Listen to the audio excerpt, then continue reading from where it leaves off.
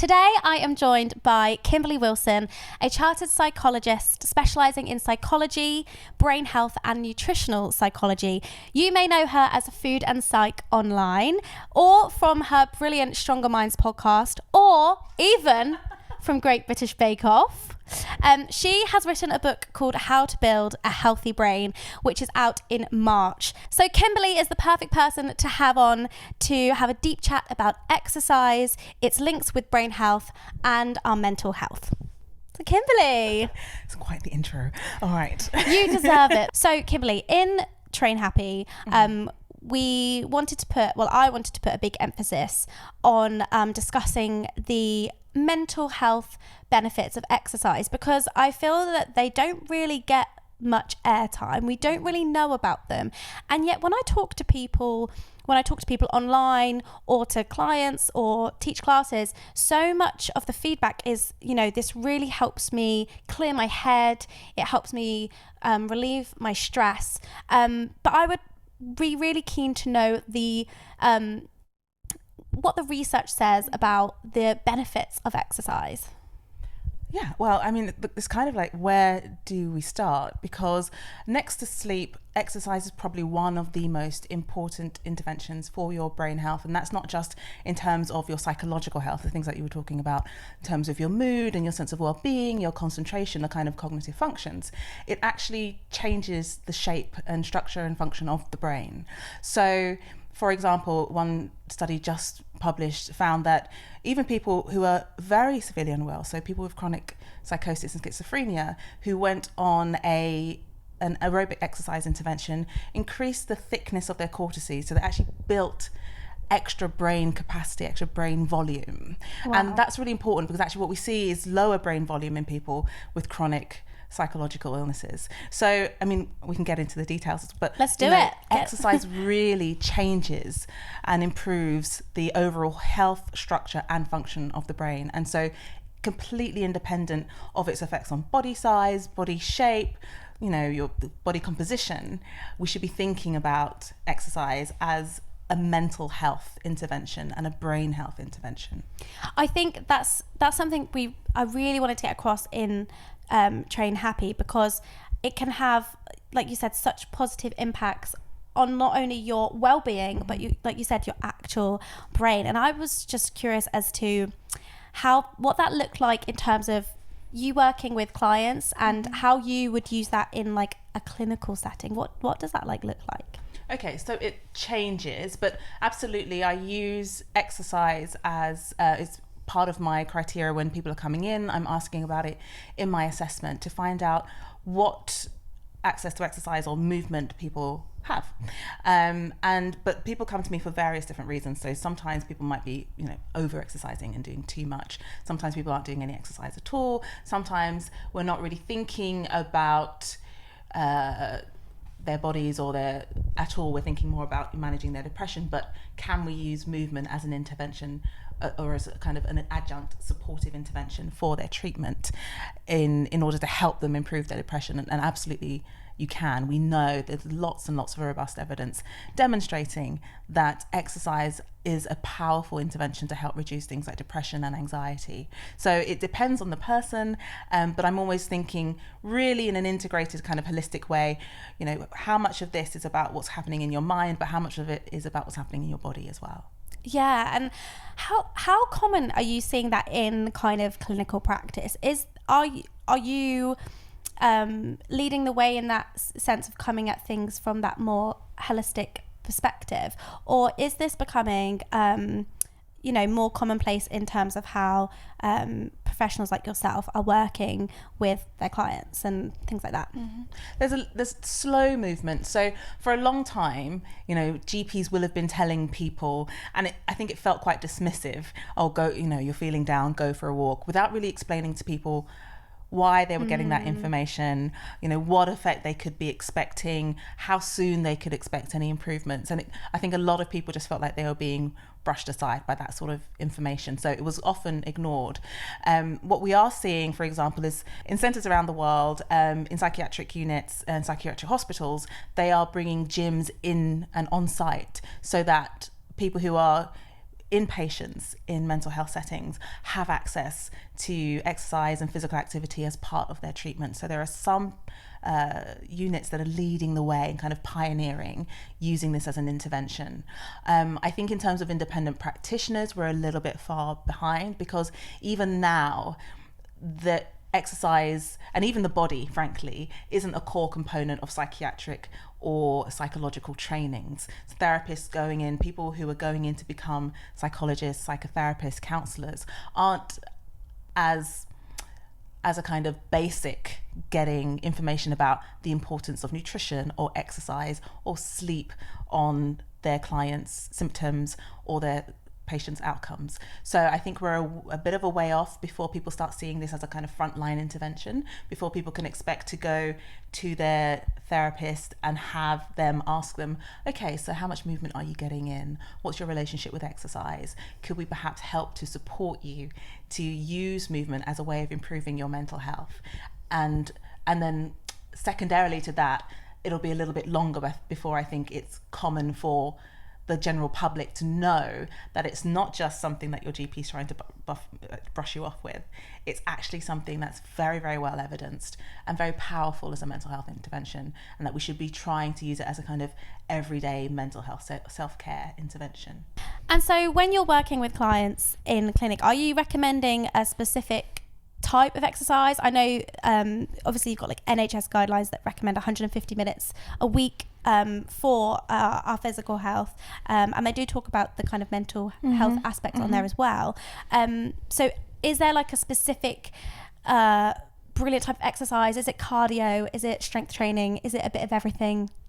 Again, it really depends on who you're talking to. First of all, I think you're always working with that person's individual capabilities, what they like, what they don't like, and their history of exercise, because people can have quite different histories with exercise and movement that can be sometimes traumatic.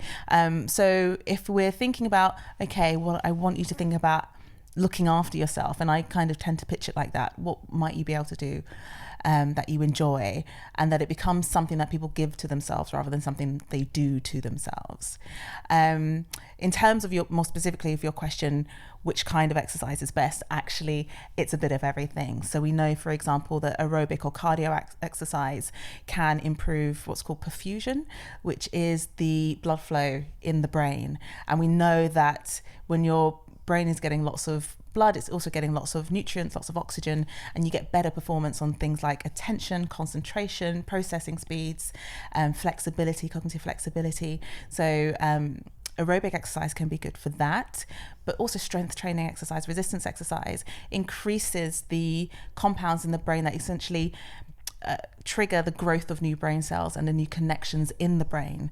So, and we know, for example, that older women who do 3 strength training sessions a week have fewer lesions, they have like fewer gaps in the brains, less brain damage than older women who don't, or only just do 1 training session a week.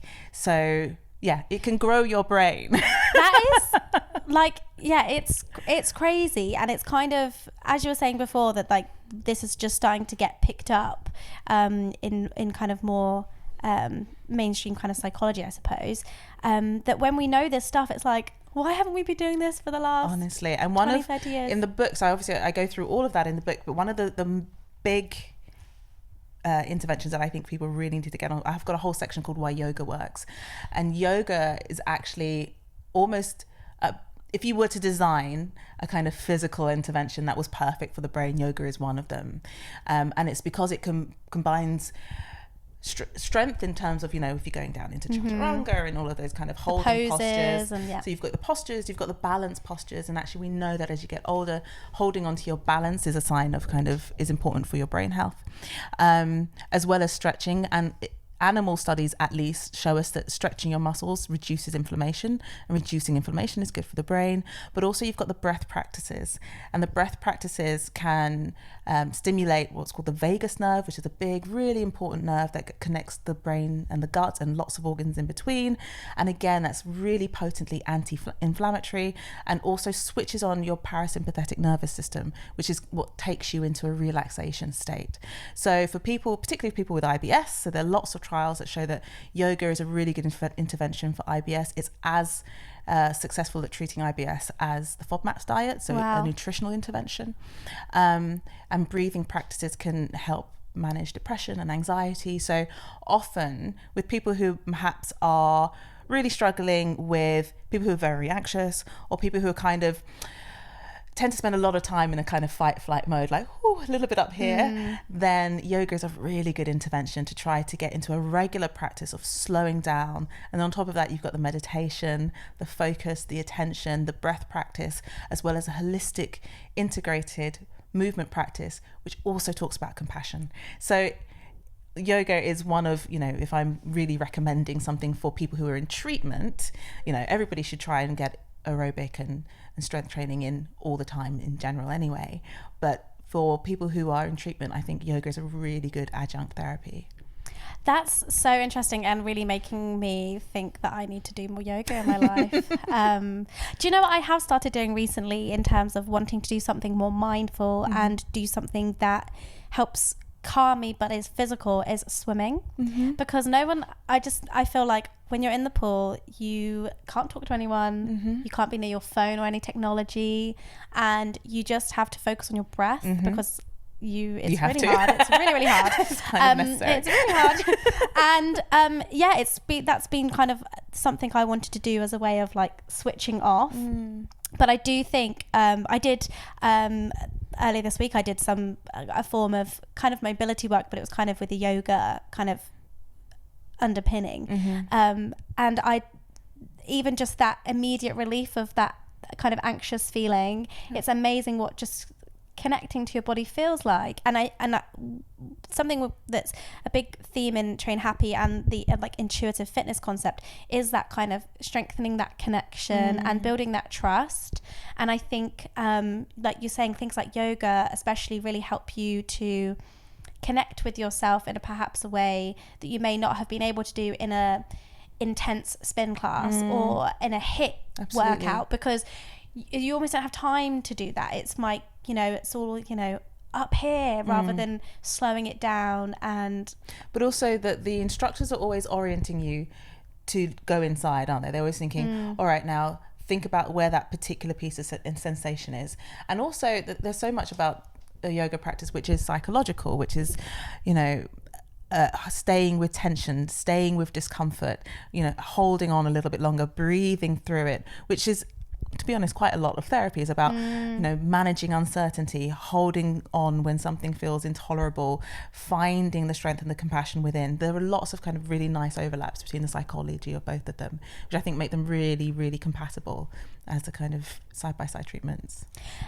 Yeah, I think that's a big takeaway for me. I'm going to put that in my back pocket and remember that. Now, you mentioned earlier about older women, and I was just really intrigued about the links between exercise and things like Alzheimer's and those degenerative diseases. Obviously you mentioned about strengthening our brain connections. Is that contributing to preventing potential development of Alzheimer's? Absolutely. Yeah.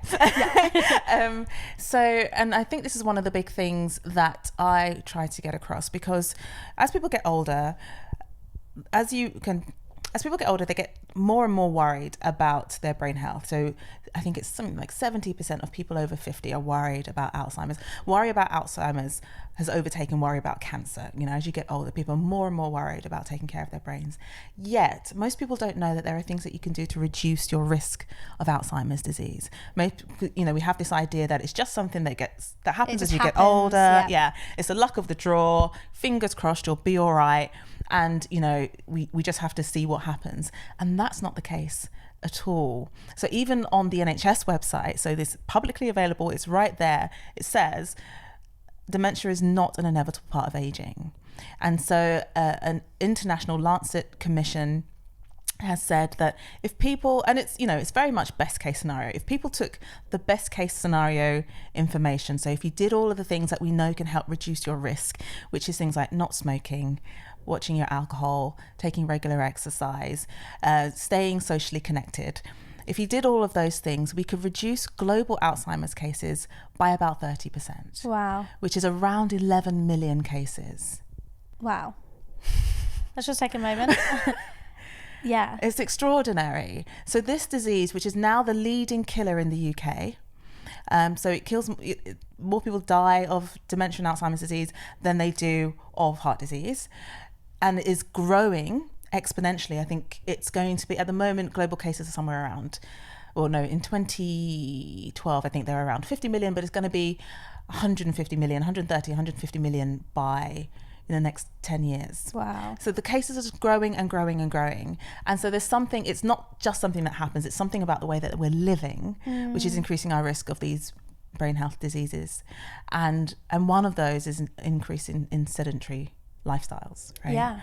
Because there are so many things about movement which we've touched on already, which are so important for the brain. So increasing perfusion, increasing the just availability of nutrients and oxygen in the brain, for example, but particularly BDNF. So when you exercise, also when you're exposed to heat and lots of other things, your brain releases a compound called BDNF, and also IGF-1, which is a growth hormone. And both of these work to stimulate the growth of new brain cells. And why that's important is because of a concept called cognitive reserve. And cognitive reserve is the idea, I call it a pension plan for your brain. So basically, and it comes from a study that happened way back in the 80s, back in the 80s. And some neuroscientists were looking at the brains of older people who'd been in a nursing home in New York. And the thing about Alzheimer's disease is that there's usually a very, very good correlation between the symptoms that you have when you're alive and the amount of damage that you can see in your brain after your death in post-mortem. So the researchers were looking at these people's brains. So they assessed them when they're alive and said, okay, these people have dementia, these people don't have dementia, these people have severe Alzheimer's, these people are fine. And then they found this really extraordinary thing when they looked at their brains in post-mortem. And they found that there were some people who, despite having really severe lesions in their brain that we would really expect them to have quite serious Alzheimer's disease, were absolutely fine. They didn't have any symptoms when they were alive. And what they found was extraordinary about these people's brains is that they were heavier than the people who did have symptoms and did have lesions. And so they thought, okay, so what's this? Were these people just born with heavier brains? They thought, well, no, probably not. Actually, what we think happens is that something about their lifestyles means that over their lifetimes, they built up extra brain capacity. So like a pension plan. So like, if you start your pension plan in your 20s, you're going to have more to draw on than someone who starts it in their 40s. So something about these people's lifestyles meant that they built up this extra brain capacity so that when they did start to develop dementia, their brains could compensate. They could kind of move around the lesions, or there's extra brain capacity in order for them to be able to carry on and be okay without losing function, without kind of showing any symptoms. And one of the things about exercise, and to bring it right back round, and the promotion of BDNF is that it promotes this extra growth, this extra capacity. So like I said, with the schizophrenia patients, that giving them regular aerobic exercise increase the thickness of their brains. It's this same mechanism. And so what I'm really trying to get across to people is that if you can start doing more of these lifestyle factors, eating well. So we know, for example, omega-3 increases BDNF in the brain, which upregulates this growth of these new brain cells. If you eat well, if you get regular exercise, if you're taking care of your sleep, if you're continuing to learn, so learning is another way that you can upregulate BDNF, then you're building your brain pension plan. And you can, there's no guarantees. Sometimes people can have these pristine lifestyles and they get unlucky, but you're increasing your chances of delaying getting it, or perhaps for some very lucky people getting it at all. So, and exercise is really the most robust way we have of upregulating BDNF production in the brain. And it is relatively, to some extent, it's accessible in the sense that we could all go for a walk. Anything. Or you could do air do something in your living bedroom. room. Yeah. It doesn't have to be, it doesn't have to be expensive. It doesn't have to take up a lot of space. You don't have to go anywhere. So many good free online exercise courses, whether it's yoga or body weight HIIT in your living room. Yeah. absolutely all counts. It absolutely all counts. Yeah, because there's tons of stuff on YouTube. There's I mean, I know I've put out free resources, but I also know there's a ton of other stuff on YouTube as an example of things that you can do. Even, you know, if it's like, I mean, I'm of the mindset that, you know, 10 minutes of something is better than 10 minutes of nothing, if that's what you feel that you can give. And I think that's, to me, part of, you know, getting to a point where you have I think a healthy relationship with exercise is finding that intrinsic motivation. And I think learning about these kind of things, you're like, damn, like this could really be, you know, this could be so beneficial for me. And you know, this is and huge not just for and significant now, but for the long term, future. Yeah, you know, this is about having a good older age. This is about, you know, being able to be independent as you get older and still being able to have good social relationships and connect with your friends and family. It's so important, and we're living longer and longer. So it's I think the World Health Organization called it, you know, the crisis, the health crisis of the 21st century. We really need to get a grip of this, and exercise is one of the ways that we can really help do that.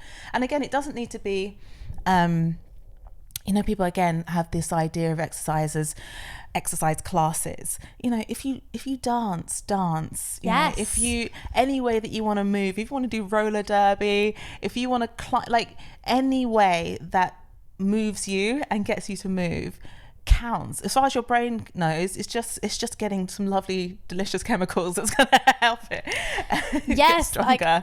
Like, preach it louder, because that's something that I want people to know, that it's like, ultimately, do the thing you enjoy and you're gonna want to do it, look forward to doing it, and you're picking up all these benefits along the way, which is incredible. Now I want to take a slight pivot, I suppose, and talk about the concept of, I hear a lot of people saying, and we kind of touched on this earlier, about the feedback I get from people saying how great exercise is for their mental health and how it supports them, and we spoke about how you use it as an intervention in clinic, and how you use it as part of treating people. But what do you think of the phrase when people say exercise is my therapy? Exercise, you know, that if we're exercising, then mental health box is ticked. I'm sure you've heard of this. I'm thinking your face tells me you've heard I feel like of this. people wouldn't dare to say that to me. Well, that's true. But I get a lot of, you know, I know people like, do you know what? I was like, maybe you should talk to someone. I'll just go for a run, or I'll just go to the gym. Let's discuss. Let's discuss. Okay. So to an extent, I can sympathize and I can understand, right? So yes, when you exercise, and when you exercise regularly, you get lots of these psychological benefits. You get a release of endorphins, so you feel better and you feel less pain, and you get a slight euphoria, which, if you've been feeling low, is going to shift you out of that, or at least greatly improve it, right? You're going to get better clarity of thought. You're going to have more energy, more ability to pay attention. You do get improvements in mood. So there are lots of ways in which, you know, I can kind of buy in to the idea that exercise is therapeutic. That's the thing I was looking for. But of course, therapy is something completely different. Yeah. You know, and in therapy, we're really thinking about the causes and the underlying roots of pain, discomfort, dissatisfaction, distress, stress itself. And absolutely, exercise, as I say, can help support and to mitigate that. But the risk is that you'll just end up putting lots and lots and lots and lots of band-aids over the issue rather than addressing it altogether. And then I guess the other risk is that if you only have exercise to draw on, it becomes the only thing that you use. And then you're stuck into the risk of over-exercising, maybe addiction to exercise, overtraining, and then the consequent risks and problems that come from that. Yeah, and I will speak to that from personal experience of, and having in therapy at the moment, having these revelations of like, that's why I did that. And I it's interesting because I know we've had conversations about this in the past, and being able to observe in other people how they form their habits with exercise, but also understanding why I've had my past habits. And so my backstory is that, which I didn't include in the book, but when I was 17, my dad died, and I quickly not moved on, but I was quite like, just carry on, I'm just gonna live my life and just gonna do it. And even despite being really sad and things, but you know, I just wanted to carry on. But it was in drama school, when other factors were at play, that I started to turn to exercise and food as a means to cope with that situation. And I always understood in hindsight that I'd turned to exercise and food as a means to cope and a means to control stuff that was going on at the time. But it was really interesting talking to my therapist about this, and she said, well, a lot of us want to be in our bodies so we don't have to be in our minds. And that really clicked for me, because I was like, that's exactly what it was. I didn't know. I wouldn't say in the time that I felt like particularly like I'm super sad and I'm grieving in this moment, but it was like this underlying thing where I think I just wanted to focus on exercise, and I wanted to just do that, and if I could just sort out my body and everything from the neck downwards, potent and powerful, I'm in control. Changes, and you're in kind of absolute control, and that's lovely in comparison to the chaos that you feel is happening in the world around you or inside you, kind of emotionally. And it really got me like, yes. This penny dropped, and I think, it's important to discuss. I think that whilst exercise, can support your mental health, there is kind of a threshold of when we go over into that place where it becomes detrimental and we can over exercise. Now, what kind of criteria would you give for people what kind of maybe questions would you ask to people who you felt perhaps were entering that kind of over exercising, becoming too reliant on exercise situation? So you'd kind of look at the way people talk about it, I think. And I'd be looking for clues as to a kind of intensity of need for it, rather than it being something either that's habitual or incidental. And also how much, and which in a similar way to food, how spontaneous you can be with it. So is it all right for you to cancel something because a friend's having drinks or someone you haven't seen is in town, so you have to cancel your class so you can meet up with them because that's important? Or do you end up, cancelling the friend and going to your spin class? What are the compensations? What are you sacrificing in order to make your exercise commitments? Do you continue to work on injuries, or when there's a niggle or there's something's not quite right? And how do you feel when you don't do it? Does it have a really significant impact on your mood? Are you then thinking, oh, I'm useless, or I'm lazy? Or do you end up kind of full of castigation and criticism for not being able to do this one quite small part of your life? So I'd be looking at a range of questions around that sort of the quality of the relationship with the exercise. And how do you feel about things like fitness trackers in this equation? Because I see that I personally choose not to wear one, because I know that I find it quite triggering for me personally, because I find it brings me back to focusing on the numbers that I don't want to know.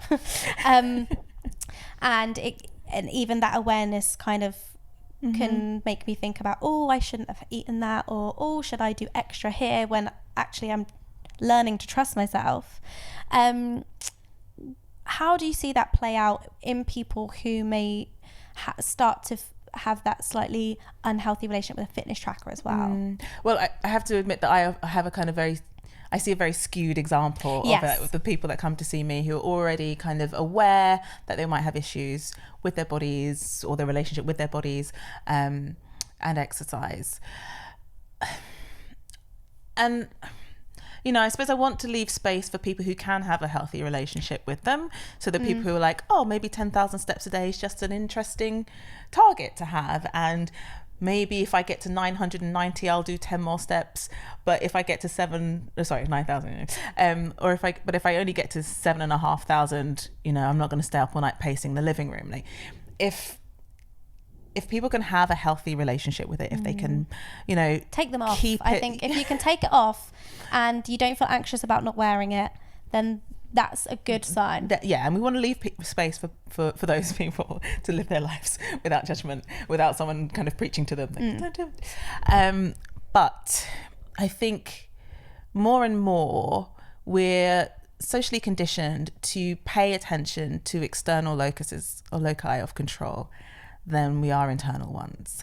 And so we are told to pay attention to all of the external reasons to do things. So whether it's because you need to make 5 out of 5 workouts that week, or you need to hit this many steps, or this much calorie burn, or to even in kind of competitive classes be at the top ranking of that class for calorie burn or power output, and I think what it really does is to condition us to see ourselves as units of production rather than as individuals. Yes. And we start to value ourselves for what we can produce or give or show rather than for who we are.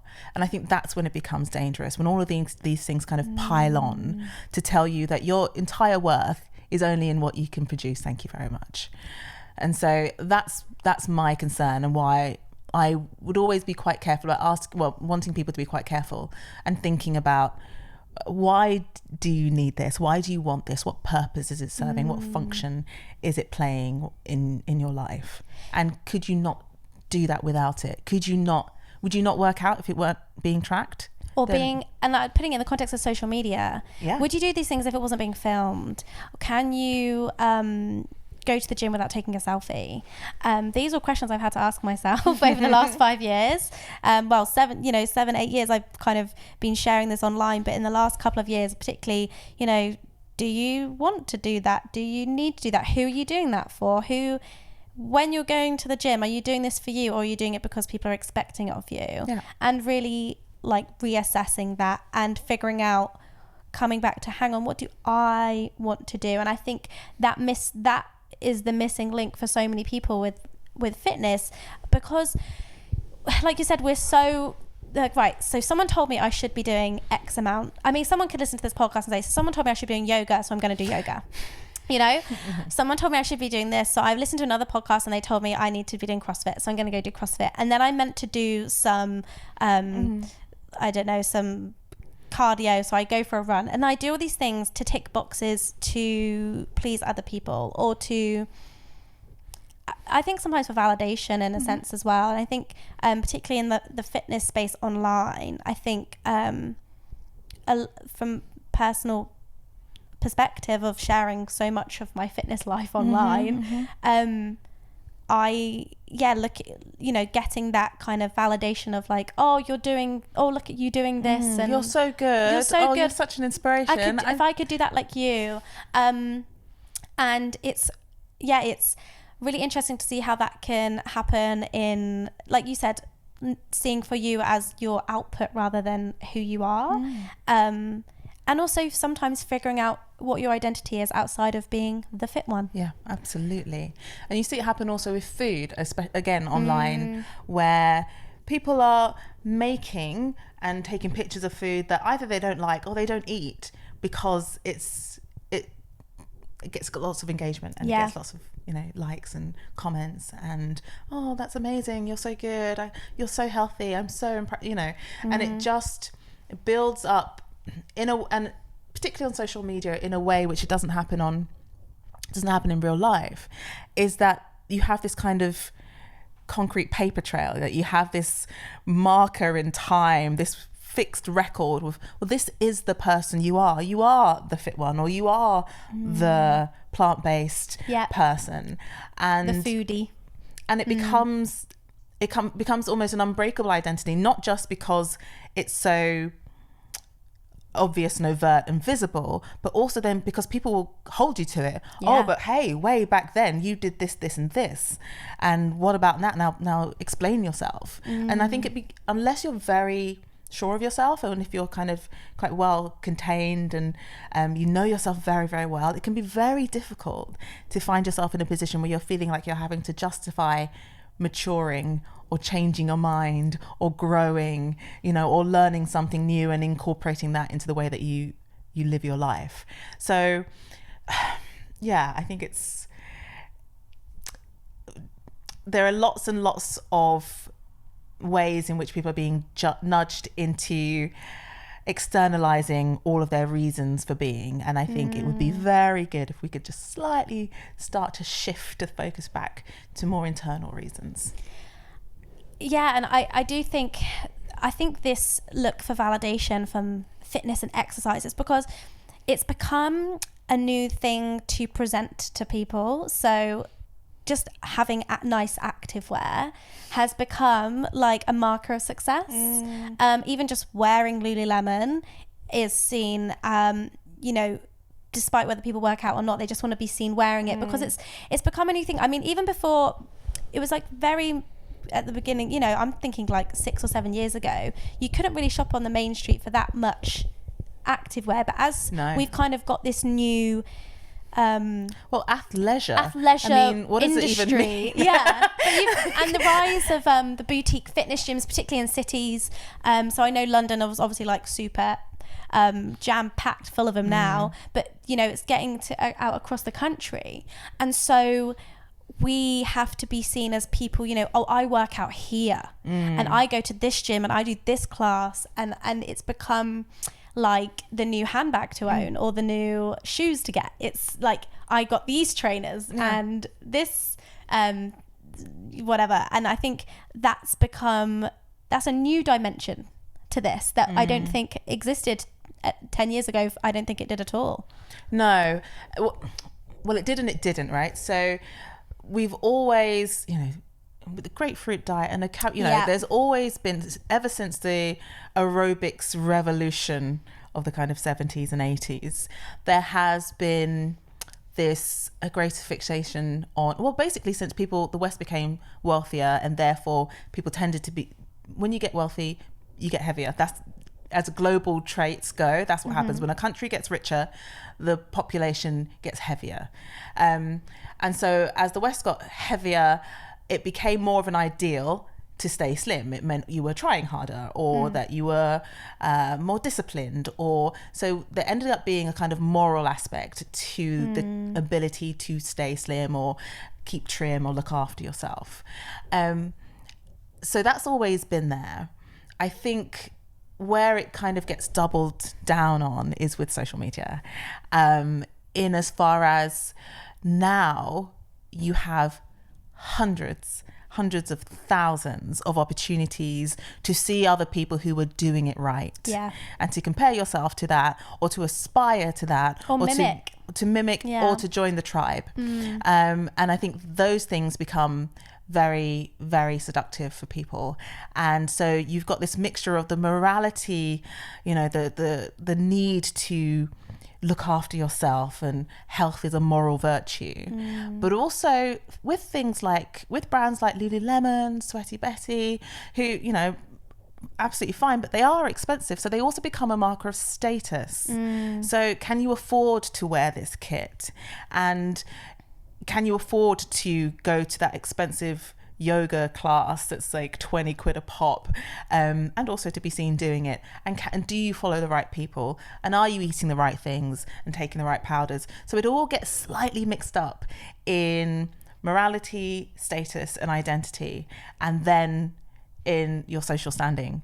And humans have this innate need to see where we are in the social hierarchy, and so we'll want to be closer to the people that we admire. So we will mimic them, and we will want to feel that we're closer to them, and we're eating like them, and we're tagging the people we admire in the things that we do, because we want to get approbation for them. We want them to notice us and to validate us. And I think it's all very complicated. It is. It's so interesting though, because I think on social media you feel like those people are so much more tangible, and so they're so much closer than celebrities were. Yeah. So you feel like you can comment on someone's picture and they could comment back, and that feels like really exciting. I say that as someone who's definitely commented on like bloggers I love and got excited when they commented back. But do you think there's a way of using that, or do you think there's a way of, I don't know, being not in that system, but being in, how can I phrase this? Do you think you do that it well? Yeah, can that be healthy? Can that be positive, or is it always going to be that, like, looking for that like extrinsic value? I think more often than not it's probably going to be negative, and in as far as we know, for example, and it's a mixture of innate human characteristics and the things that get turned up and dialed up because of the nature of social media, right? So humans, for example, we're an innately visual species. A huge part of our brain is dedicated to understanding and interpreting visual information in the visual field. It links to areas that manage stress and emotionality. So we're hugely visual. So a visual medium like Instagram is automatically going to connect with us. On top of that, Instagram is largely a young woman's game. Yeah. So something like 80% of users are women, and then 80% of them are, I think, 34 and below. You know, it's a young woman's game, and we know that young women have much more social pressure on their physicality, on their appearance, on their weight, on their health. So we already start to see this kind of coming together of these particular features that mean, okay, so it's a visual medium for women to compare themselves with other pictures of women. So it's not a recipe for success, is it really? It's a bit quite tricky to see. And on top of that, this idea that we all fall for social comparison is a very, very natural thing. But in our past, in our evolutionary past, we'd be comparing ourselves to other people in our immediate tribes, or even in our immediate towns and villages. And in that sense, it would have been people with whom you probably shared some kind of genetics, cultural, ethnic genetics, probably the same financial, socioeconomic status, probably roughly the same level of education, and probably the same kinds of privileges. And so that kind of thing was probably not too bad. You probably were up on some traits and down on others, and it probably balanced out. And even in kind of, more modern times, you'd compare yourself to people at school, perhaps fine, and even then, you'd have the rich kids and the poor kids, blah blah blah. But then you'd go home, and you'd have a bit of a break from it all, and you'd be back in people whom you are much more similar to than you are dissimilar to. I think what social media has done has really warped our sense of what a peer is. And who is an appropriate person with whom we should be comparing ourselves. And so you'll have, someone who is, from a poorer background, perhaps comparing themselves to Kim Kardashian, and then she says, oh, well, you can be like me if you buy these products and drink these teas and take these lollipops and wear this waist trainer. And then, but it's a nonsense. It's an absolute nonsense. And so I think what happens is you get this warped idea of who is your people. Who are the people that, you should be or can expect yourself to be similar or dissimilar to in a kind of relative comparator.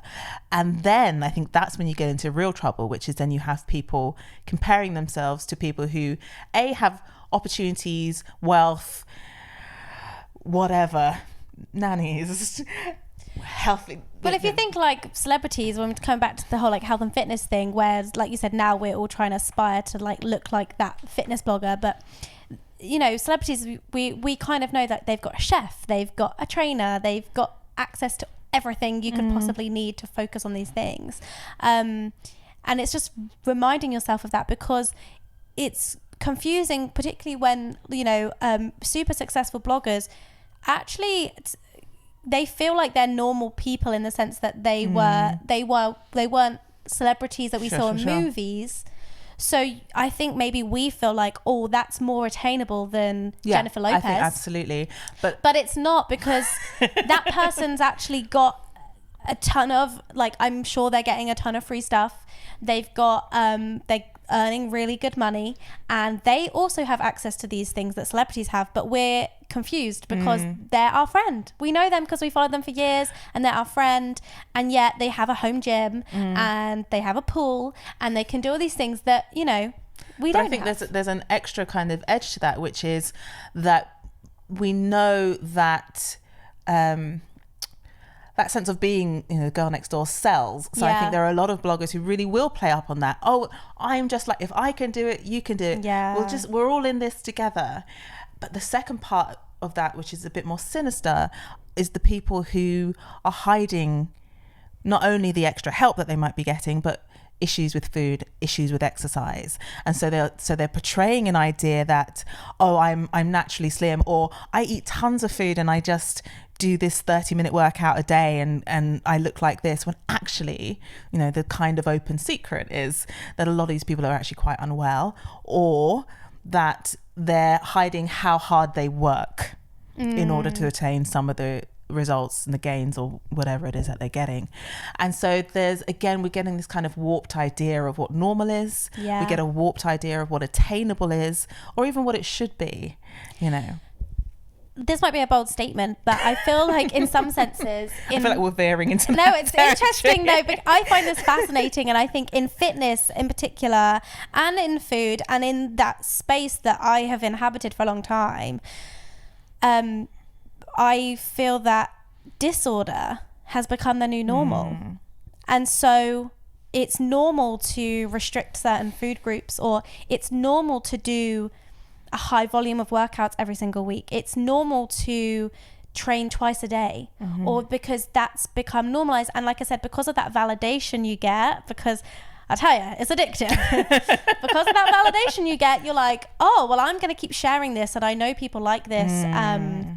And, or, you know, people really respond when I show my body in a certain way. So I've got to keep up that image because I want people to like me. But I think in my experience, and it's been really interesting to grow up with a generation of fitness bloggers. And I think all of us, you know, I can only truly speak for myself, but, you know, without naming names, I feel like there's a generation of us who have gone through that growth in your 20s, where you have that maturity, that life perspective, and you realize that when you were, I think, quite innocently pursuing health and fitness, because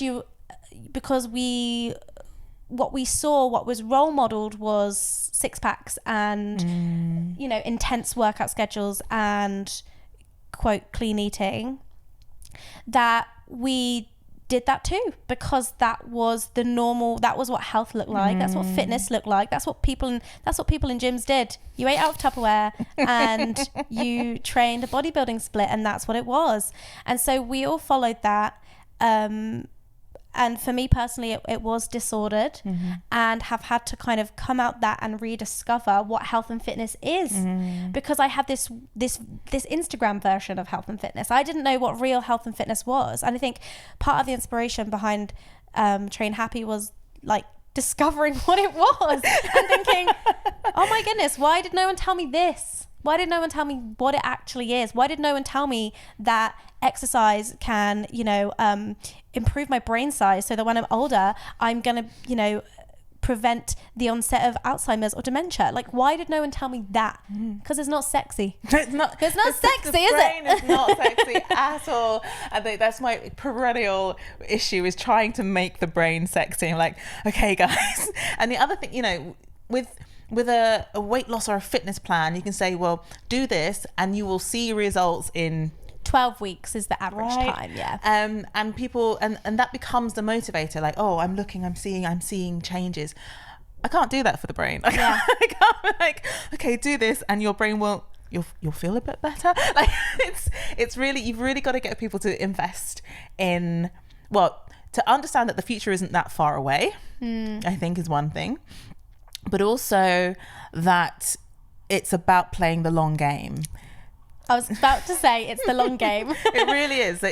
This isn't about a 8-week thing or a 4-week blitz. It's about, how do I invest in myself? How do I take myself seriously enough to care about my future enough to make this investment now for my future?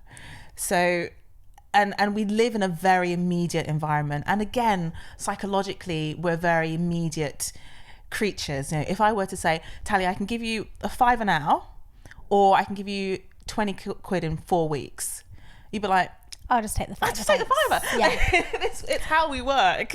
And so it's really hard to get out of that automatic kind of heuristic, that automatic habit of, well, I'll just take the payback now rather than a reward that's coming a bit later on. And that's why we suffer in terms of taking the brain seriously, because we can't see it.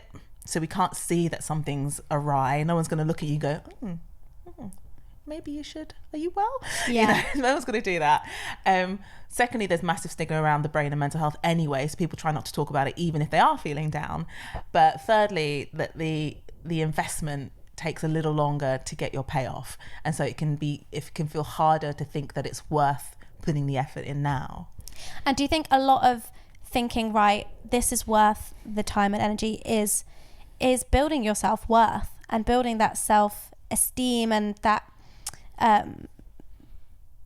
thinking you are deserving of time and energy spent on you, on allowing yourself to make 30 minutes to do a yoga practice in the morning and thinking, I deserve this, I am worthy of this time. I think a lot of people also like givers and people pleasers, and so a lot of people tend to leave ourselves at the bottom of the list, and so this stuff ends up kind of falling away as we try to do everything else and be everything else. And do you think a lot of that is therefore, like I said, building that self-worth and putting the boundaries in place to make sure that those things happen? I think yes, and I think the key shift is moving away, and I guess I'm talking specifically about investing in your brain health, because it's not something that anyone else is going to congratulate or validate you for. Yeah. So it means you have to move away from a kind of self-objectification and really kind of being inside yourself. So, someone said to me recently, and it's someone she's been quite anxious about doing exercise because she feels like she will be the one who's doing it wrong at the front of the class and people will be looking and blah, blah, blah. And that's a very self-objectifying view. It's kind of looking at yourself as an object that's being viewed from the outside and being judged. And then she spoke about having gone for a walk and suddenly realizing at the end of that walk that she felt much better, and then thinking, well, duh, I did a little bit of movement. I know it's supposed to make me feel better, and actually it did. And that's why I'm going to be moving, because what's most important is how I feel. Yes. And the effect on me, and about prioritizing that over not even what other people are saying or what other people might be thinking, what you think other people might be thinking, which by and large tends to be a projection of your own worst fears about yourself. So you end up in this little loop about, well, actually, this is how I feel, so I'm assuming that's whatever people are thinking, and if that's what they're thinking, then I'd be terribly ashamed, so I won't do it. And you end up just kind of doing it to yourself. So it's really about trying to move away from self-objectification to what I call self-possession. Understanding that your body is your own. No one else has the right to say anything about it, or and even if they do, they still don't have the right to. And that what's most important is how you feel in yourself. That's so powerful and so on board with that. Self-possession, that's a new one. I'm going to take that, self-possession. And I wanted to go back to that objectification and the idea of, and now I kind of called myself out on this the other day. I saw something on Instagram which is actually like more educational. I found this really interesting and I'd wonder about your thoughts. Was that we often say the general advice is that the fear is you walk into the gym and everyone's looking at you, and people like me say, no, they're not, they're all worried about themselves or whatever. And I think that dismisses the experience of some people, potentially someone in a larger body, for example, who may walk into a gym and people are looking at them, and they are, you know, we've seen the videos of people being filmed in the gym, and there's like ridiculing people online for doing like different types of exercises or whatever. So that are all like wearing the wrong thing. People do look at other people in the gym, and I think it's naive to say that they are. But coming into that self-objectification angle on it, what would you say in that like in that scenario, when, because I think for some people it would be unfair to dismiss that experience. No, absolutely. And I think it's really, really tough, because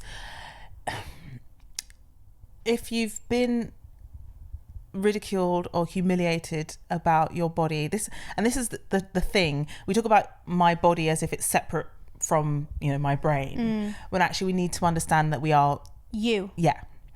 And so if you've been shamed for your body, actually you've been shamed for who you are. You've been shamed for your existence.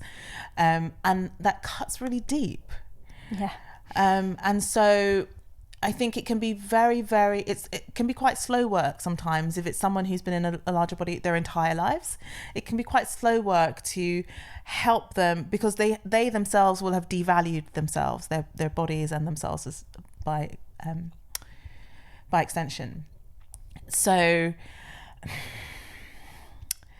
I don't know if I have any kind of, you know, 1, 2, 3 kind of top 3 things. I'd be thinking, first of all, about absolutely validating their experience, you know, and it is awful, and I'm sorry this happened to you, and I'm sorry that other people have been so awful, and that other people have projected their own cruelty onto you.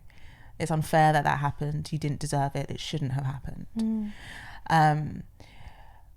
But then also working to help them to disentangle other people's opinions of you from who you really are. Yes. Because those are different things.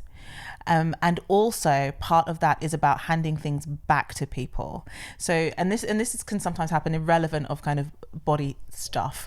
You know, sometimes, because people go around projecting stuff on each other all the time, right? Yeah. So someone can come in and, you know, if I went, oh, it's an interesting jumper you're wearing.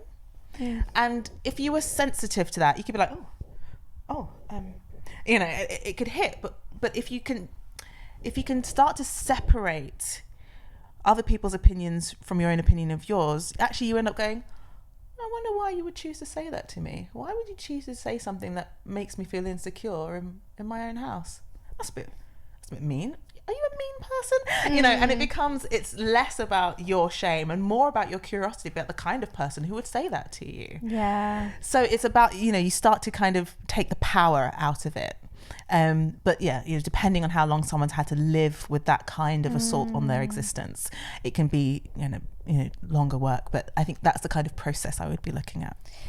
And I think that's so important for everyone. I think people get shamed in so many ways and for rubbish, like innocuous stuff. Are you eating that? Yes, I am. Yes.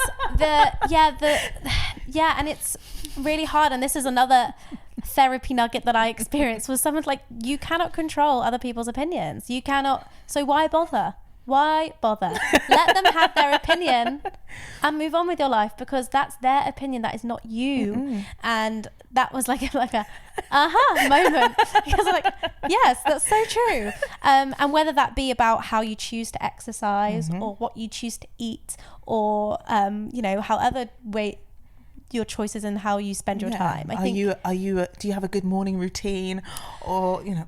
That is a bit of I won't lie, I don't have a morning routine, and you know, I feel like as someone who has a presence online, perhaps I should.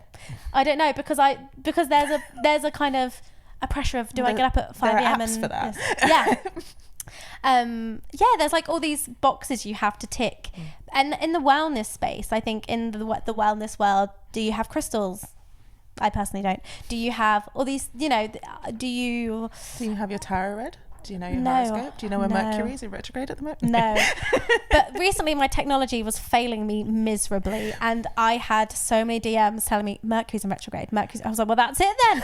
Well, that's it. Mercury's in retrograde and we're all doomed. We're all doomed.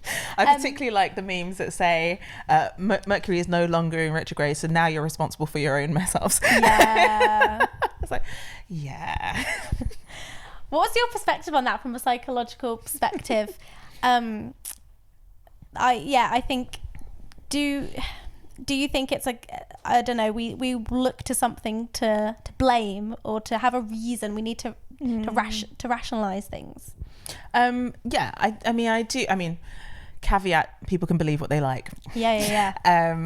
But I'm really curious about this new revival in kind of spirituality, and Me esoteric too. ideas, and people getting back into horoscopes. Because I remember when I was like a teenager or younger, you know, people were into, there was a collection of like zodiac, week by week you could do, it's like a collection, my mum used to get it, and you know, reading your horoscopes with a thing, and tarot cards, and then that went all quiet, and now we've got this new resurgence. My personal hypothesis is that we're kind of trapped in between two eras. So one is the kind of, we've lived with religion and spirituality and theology for a long time. Again, innately humans are meaning making creatures. We look for patterns in things. And so, you know, even to the point where if I drew 3 dots on the wall, you would see a face, because we're always looking for patterns and trying to see significance and meanings in things that might otherwise be innocuous. And that's one of the theories, if you're not religious, as to why religion emerges, because it helps to create meaning out of otherwise chaotic environments in a chaotic universe. And I feel like we're stuck between this quite interesting era where we now know enough science for fewer people to think, is there a big man in the sky looking down at us and making decisions about us and making decisions about the way that we think? You know, fewer people are on board with that. Yet we still have this need for explanations and meanings and direction and a pathway. I think it's very, very frightening to think then, well, if God doesn't have a plan for me, who does? Because I don't have a plan. What's going on? I don't know what's happening. And so I think there is this innate drive to feel as if there's an answer somewhere, and if we look hard enough, we'll be able to find it. So my sense is that with this resurgence kind of fits this little niche, because it looks half and half. I feel like it's half spiritual and half scientific, right? It's, people say, oh yeah, but it's, you know, it's the universe and it's the energy of the universe.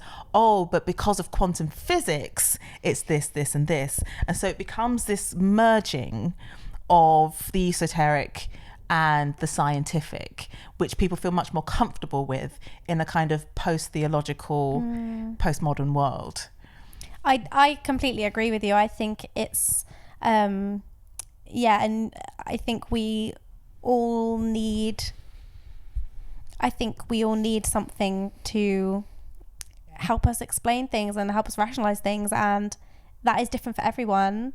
And having grown up in a very Christian religious family that held those core beliefs very tightly, it brings great comfort to people in my family. Absolutely. And so I see spirituality bringing great comfort to other people. And we're in very uncomfortable times, right? And I think it's never looked so shaky and uncertain for especially younger people. And I think there's discussion about this, particularly from kind of certain people in America I've seen talk about how they think wellness is this new, almost has that religion aspect, because it provides meaning and purpose and all hail goop. Well, yeah, it has so many of the features, right?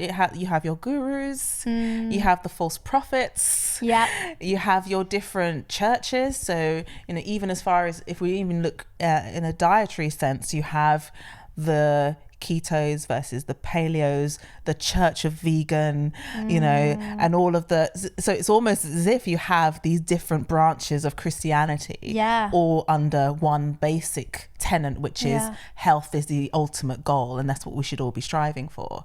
So I think it fits a lot of the features of a religion. It does. And I think also to have that connection and community aspect, I think I'm thinking of something like a Slimming World or Weight Watchers. I mean, they do meet in church halls, many of them, but it is bringing people together in that space to have this mutual connection and bond, and, you know, look to a higher power to outsource the, you know, information we need and to lead us in a direction of how we should be eating. Or I mean, even as far as, you know, the medical medium who literally says he gets his information from spirits. So it's, you know, it's kind of all there. It's a really fascinating time, and I don't know about you, like you said, you on the one hand you have this wellness world where I think fitness and food and all that stuff is kind of heading into this kind of pretty intense direction, and then I think, and I would include myself in this, have people who are pushing back against that and are wanting to kind of recalibrate how we feel about food and fitness, and obviously things like intuitive eating, having this I mean, it's been around for 25 years and even before that, but having this moment now of people are like, well, hang on a minute, I followed that religion for so long and it feels like it didn't work and I didn't get the answers I wanted, and I cannot carry on that way. I need a new path. I'm fed up of being at war with myself. I'm fed up of fighting for this greater good, and I now I want to follow a new path and try things a bit differently, and perhaps try different methods of achieving that. And I do think, so I'm hopeful and optimistic in that sense, that there is a pushback, people swimming against the tide a bit. I think so, yeah. And people being a little bit, I mean, I posted like a bacon sandwich and some beans on toast. Someone literally posted, I think this is the first bacon sandwich I've ever seen on Instagram. And, you know, little things. I feel like you need to help remind people that it's not all avocado toast and, you know, smoothie bowls. That actually, that's the other part of this, which is this is a very elite, if we're thinking about online wellness, it's a very elite, small, niche, quite privileged group of people. And you don't have your average person owning moringa powder. Like, that's not your standard cupboard staple that you'd buy from your corner shop. And so there's this, the risk is that there are, which I always think about, is that the people who would most benefit from all of these things, from knowing about different types of exercise, from access to, I don't know, sweat lodges, whatever it might be, the people who would benefit from it most are the people who have least access to it, because they're expensive, because they're in, you know, areas of the country that not everybody can get to or access, because people use a different kind of language. Actually, there's a whole jargon around it that you need to kind of be with the in crowd to understand. And I think we need to be thinking much more about who this message is for. Again, are people preaching to the choir, you know? Actually, they call it the worried well. I like that phrase. Yeah. But is that the point, to speak to people who are already well? If that's what wellness is about, then what's the point? I thought wellness was supposed to be about helping people to achieve optimum health through their own lifestyle interventions and through kind of empowering people to make changes in their lives. Then why are you giving it to people who don't need it? Like, it doesn't make sense. It doesn't. And how do you, I mean, this is a huge question, but how do you see this becoming more accessible for, particularly from a mental health perspective, for poorer communities who, like we said, who do need it most, who are going through shit, for want of a better word, and could really benefit from this information? How do we get it out there? Yeah, I think this is one way in which social media can be put to good use. So providing good quality resources. So that's why I do my podcast, basically, is I want to put good quality mental health information out there. Can I just pause for a second and say, I adore your podcast. I find it such a great resource. Kimberley seems to, I don't know if you scripted it or however you do it, but you just seem to do like a one take wonder, and it's like perfectly said. And as someone who's recorded many podcasts in my time, it's never normally that straightforward. And I have gained so much information from your podcasts. Your people pleasing one always sticks with me. So I think, you know, that is a fantastic resource. Yeah, and really about, I think, because one of the things, you know, lots of people do have access to Instagram, and maybe it's about finding out how you can reach other audiences who aren't just people who look like you, or people who live near you, or people who already go to your yoga class. Like, how, if you really care about having an accessible message that's available and usable for lots and lots of different people, then actually the onus is on the content creator to go and make your message available to them. Go and find people, put those people on your platforms, but also which I hope to do is to try to do more work with, well, unknowns and also charities. So actually, can we use our platforms to boost women's refuges or refugee organizations, soup kitchens and food banks? Like, can we use our platforms in order to raise that message and to kind of get people to kind of, you know, out of the kind of navel gazing and self-congratulatory stuff, and aren't we all doing so well, and thinking about perhaps what our responsibility might be to other people. So I think there's something about helping to nudge the people, you know, and people are allowed to do well, but if that's your ethos, if you're saying that you care and that you want to reach people, then you really need to demonstrate it. And yeah, that's been a learning curve for me, and something I'm still kind of figuring out, because you don't see it happen much. So trying to figure out what that looks like and how that works. And yeah, it's not obvious necessarily. So I asked that question with genuine curiosity of like, I'd be intrigued to hear your thoughts.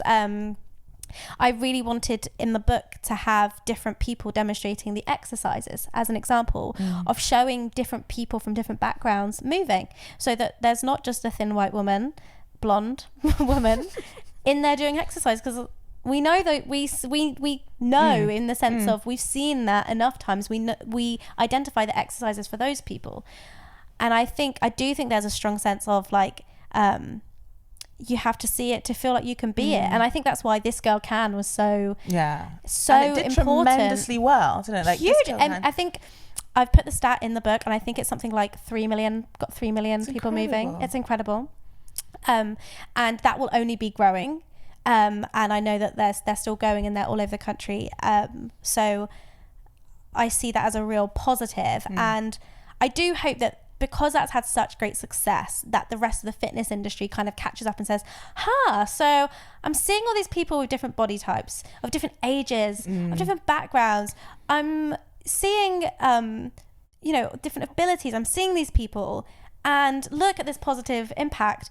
I can market to those people too, because I feel like a big thing is the marketing is not marketing one type of person, which in fact means you cut out a whole community of people. You cut out a whole revenue stream.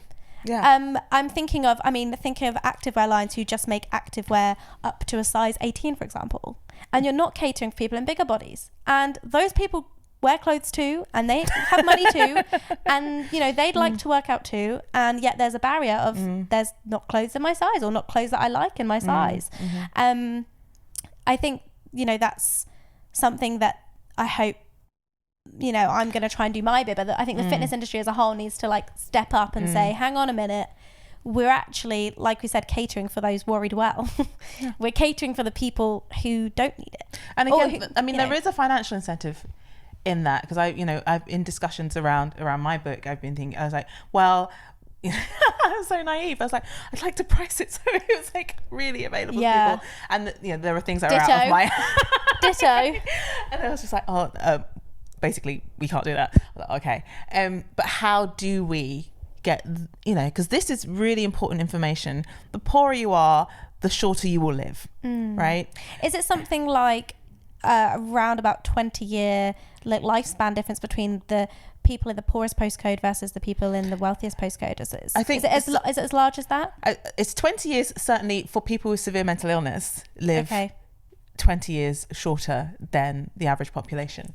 And I've got a stat in my book about Glasgow because people in Scotland have a shorter life expectancy than people who live in England. And even in different parts of Glasgow, there can be years difference between the different postcodes. I can't remember the top of my head now, but again, we're talking about the impact of the environment on your health, and that's the part of it which is outside of your hands, you know. And again, we need to make it clear to people that not all of your health is in your own hands. You know, there are the social determinants of health, and that's about where you're born, your education options, the quality of the healthcare in your environment, the level of education your parents had, the medications you might have been exposed to in utero. Like, all of this stuff affects your health.